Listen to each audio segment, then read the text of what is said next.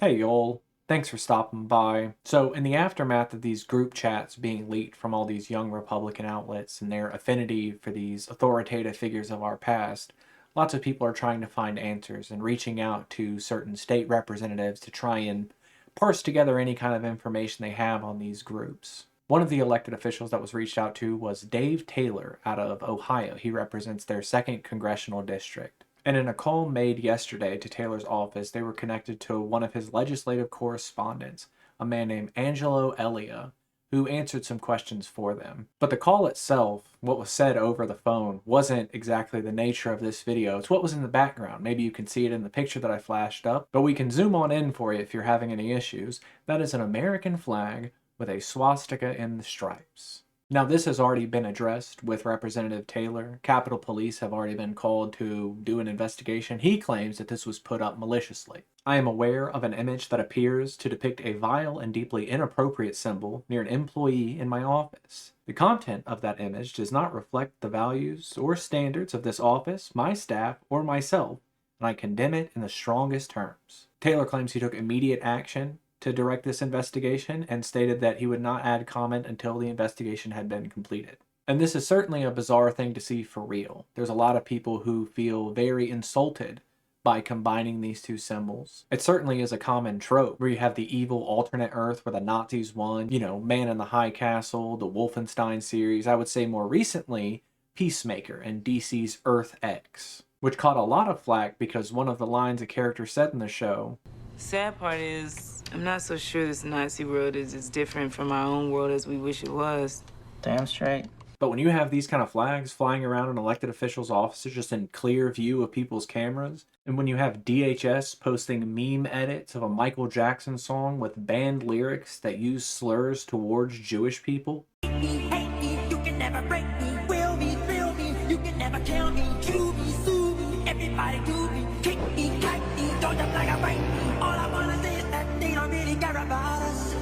it's not really a stretch to say she might have had a point. Now, I should say that I do take the Representative Taylor's words as truth, that he did not know that it was in the office, that he does believe this was put up maliciously, or it does go against his core values.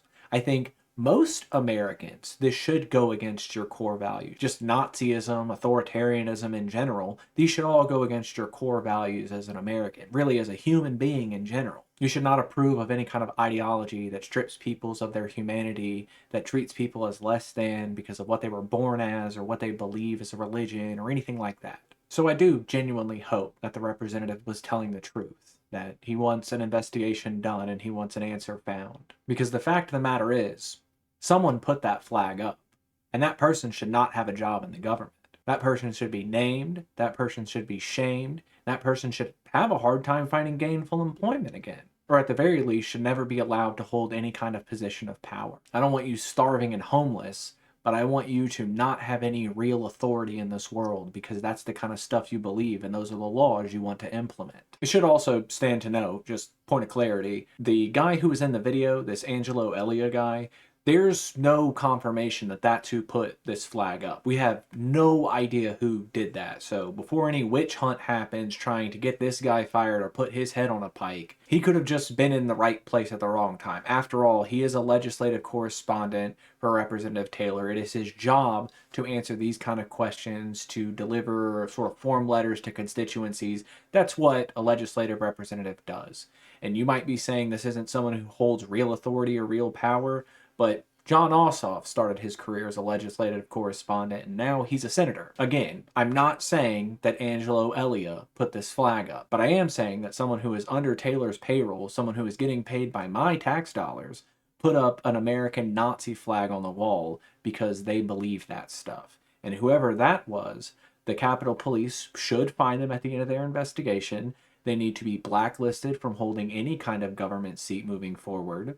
And that should be the end of it. There needs to be real social ramifications for believing and espousing this kind of stuff. There isn't any law about printing a flag with a swastika on it and hanging it. You're not going to go to jail for doing that kind of stuff in the United States. But there should be some sort of record that you did that, because you shouldn't be anywhere near public office. You certainly shouldn't be getting paid by my tax dollars. And I think the majority of Americans would agree with that as well, that we don't want to pay the bills of American Nazis. But as I said, this investigation is ongoing.